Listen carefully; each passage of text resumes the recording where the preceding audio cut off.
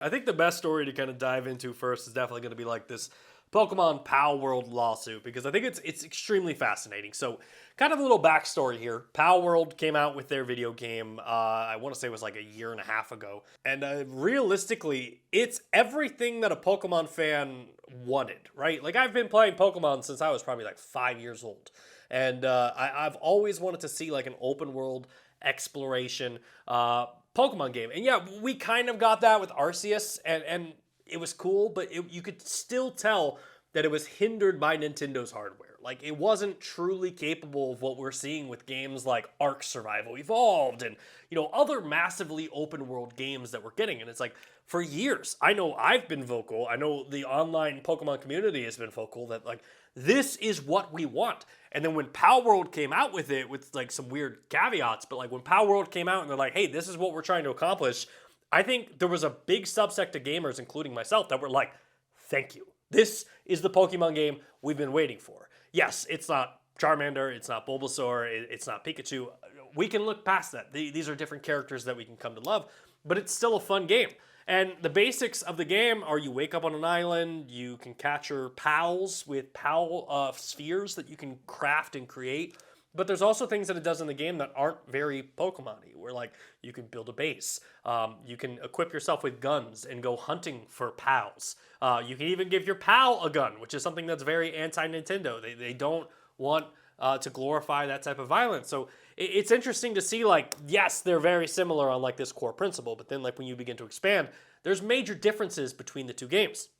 So initially this lawsuit came out and they were like, okay, hey, why is Nintendo suing them? And a lot of the online community was like, well, it's probably because PALWORLD is like an AI-generated video game.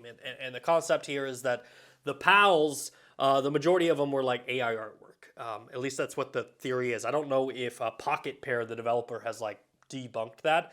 But the way these AI engines work is you give them a lot of like examples. You're saying, this is what I want, this is what I want, this is what I want. And so you're feeding them with like cartoon characters and other Pokemon and monsters. And you say, create me 50 original pals. And so like the AI engine is going to spit them out. But because AI is learning off of like images of Pokemon, they're going to be spitting out images that kind of look similar to Pokemon. And you can go through the PAL decks and like see 100%. You're like, oh, that looks like this one. That one looks similar. And there's been countless articles written about this. And from my perspective, I was like, that's where Pokemon has their best case. Is Pokemon could say like, hey, you used copyrighted imagery. You used our trademarks, our IP to do this. And I think that there was a really valid argument out there.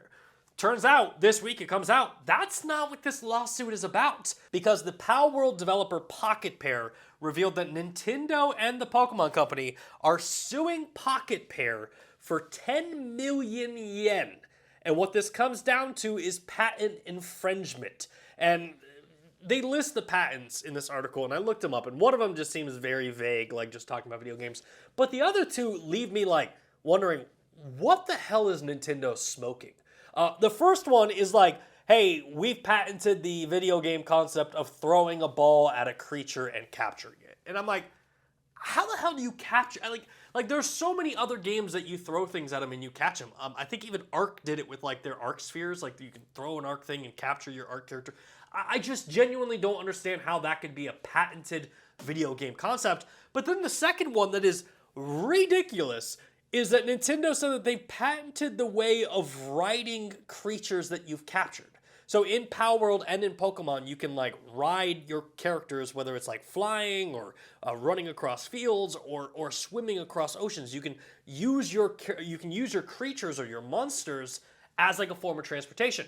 Which again, I don't understand how Nintendo can sit here and be like, "Hey, we've patented the idea of riding a mount." Like, what are you going to say to Assassin's Creed, who has people riding horses, or any game that you can ride a dragon, or something that you can ride like there are so many games in the history of video games that have mounts that I don't think Nintendo gets to stand on this precipice and say, we've invented the idea of mounts. It's just ridiculous. There's no common sense here, and I understand 10 million yen equates to like 60,000 US dollars, which isn't a lot. It's really not a lot of money in like the grand scheme of things when it comes to these video game companies. And I genuinely hope Pocket Pair just sticks it to Nintendo in here and say, absolutely not. Because it's not just a fine that they're looking for. Inside of this argument, Nintendo also wants Pocket Pair to shut down Palworld, which I think would be the biggest tragedy because number one, Nintendo, like, you're pissing off your fan base, like fans like myself who've played Pokemon their entire life and have wanted a game like this, and now we've got it. But also, it's like Pokemon's taking the stance in a way where they're saying, like, hey, we understand you want this game. We understand that this is what you would like, but at the end of the day, we're not going to give it to you anytime soon. And we don't want you playing it anywhere else. So we're going to shut down any company that tries to attempt to do that. I just don't understand how these patents hold up. And that's what I'm really interested to see, like, in this legal case, is like how these patents even begin to stand. Because, like, saying that you've invented the idea of a mount in a video game is just ridiculous. Now, obviously, you could go granular here and say, like, hey, they specifically used our coding for mounting.